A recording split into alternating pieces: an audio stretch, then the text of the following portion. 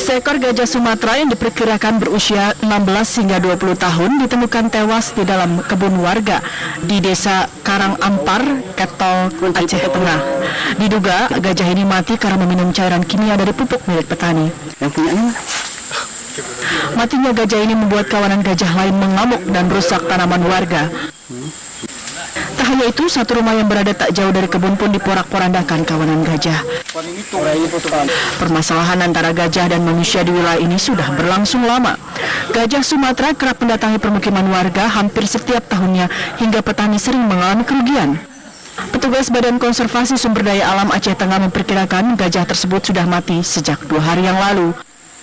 Kejadian ini menurut prediksi awal kami terjadi pada 2 hari yang lalu kematian gajah tersebut.